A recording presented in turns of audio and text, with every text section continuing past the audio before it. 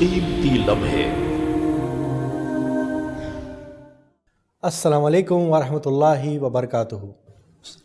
کسی نے ہم سے سوال کیا کہ کیا اجتماعی دعا جائز ہے، جیسے فرض نماز کے بعد مسجدوں میں کی جاتی ہے، یا کوئی موقع پر اجتماعی دعا کی جاتی ہے جس میں جو امام ہے وہ دعا کرتا ہے اور سارے لوگ آمین کہتے ہیں، تو اس طرح کی دعا کرنا کیا جائز ہے اور اس کی شرعی حیثیت کیا ہے؟ آئیے ہم شیخ محترم سے جانتے ہیں۔ وعلیکم السلام ورحمۃ اللہ وبرکاتہ۔ بھائی، آپ کے دو سوالات ہیں اجتماعی دعا کے تعلق سے۔ ایک تو اجتماعی دعا کے تعلق سے پہلا سوال ہے کہ فرض نمازوں کے بعد پابندی کے ساتھ امام محترم جو دعا کرتے ہیں اور سارے مصلی جو آمین کہتے ہیں، وہ ایک سوال ہے۔ دوسرا، کبھی عام مواقعوں پر، کبھی اجلاس وغیرہ ہے، کوئی اور حادثہ ہے، کوئی اور چیز ہے، اس موقع پر، جیسے آج کل شادی بیاہ کے موقع پر ہوتے ہیں، تدفین کے موقع پر ہوتے ہیں، تو اس طرح کی تمام چیزیں دوسرے سوال میں آ گئی۔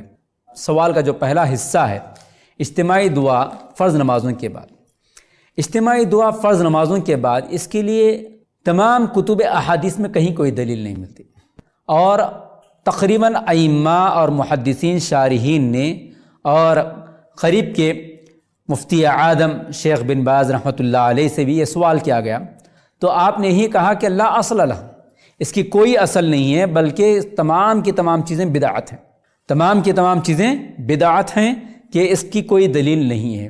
تو معلوم یہ ہوا کہ فرض نماز کے بعد اجتماعی دعا کرنا یہ بدعت ہے، یہ بدعت ہے۔ اگر کسی ایسی مسجد میں جہاں ہم نماز پڑھ لیتے ہیں اور نماز کے بعد دعا ہوتی ہے، تو کیا اس میں ہم شریک ہونا نہیں ہونا؟ ظاہر سی بات ہے کہ ہم جو ہے نماز تو پڑھ لیے ہیں وہاں، تو ہم اپنے ذکر و اذکار میں مصروف رہیں گے، کوئی ضروری ہے ہم اجتماعی دعا میں شریک ہونا، یا اجتماعی دعا میں شریک ہونے کے ڈر سے جو ہے ہم کو اٹھ کر چلا جانا وہ بھی مناسب نہیں ہے۔ ہم اپنے ذکر و اذکار میں لگے رہیں گے، کوشش تو کرنی یہ ہے کہ ہم ایسے تمام چیزوں سے بچیں ہم۔ البتہ جب آ گئے ہیں تو ہم کو چاہیے کہ ہم جو ہے اپنے ذکر و اذکار میں لگے رہیں۔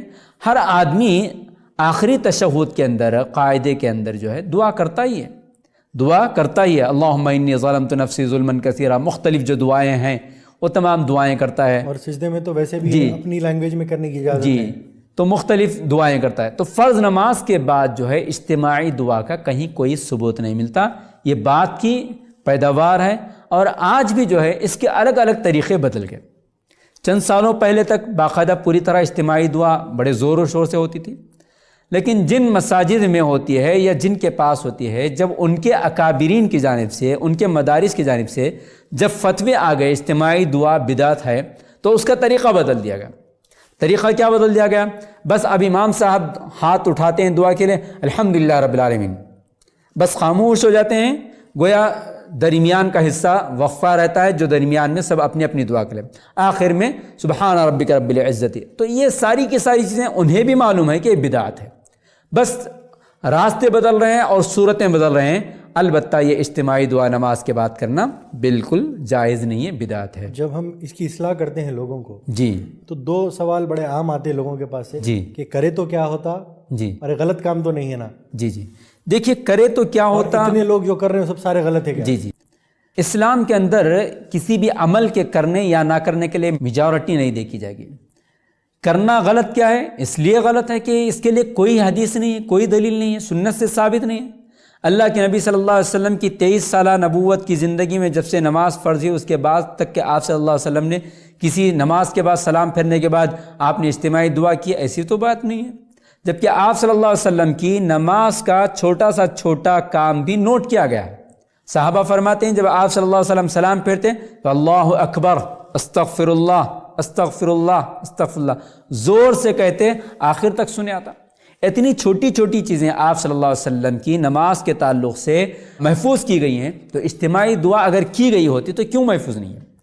تو اس لیے غلط ہے کہ نبی کے سنت کے مطابق نہیں ہے۔ کام اچھا ہے، کام آپ کے میرے کہنے سے اچھا نہیں ہوتا۔ میں کوئی پیمانہ بنا لوں، آپ کوئی پیمانہ بنا لیں، اس سے کام اچھا نہیں ہوتا ہے۔ اچھا یا برا ہونے کے لیے پیمانہ وہی ہوگا جو نبی کا پیمانہ، جس کو نبی نے ہمیں دیا ہے۔ ترکت فیکم امرین لن تضلوا ما تمسکتم بہما کتاب اللہ و سنتی۔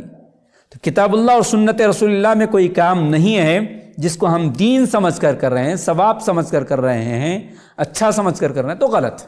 لہٰذا یہ سوال کرنا کہ غلط کیا ہے، اچھا ہے کام، یہ صحیح بات نہیں ہے۔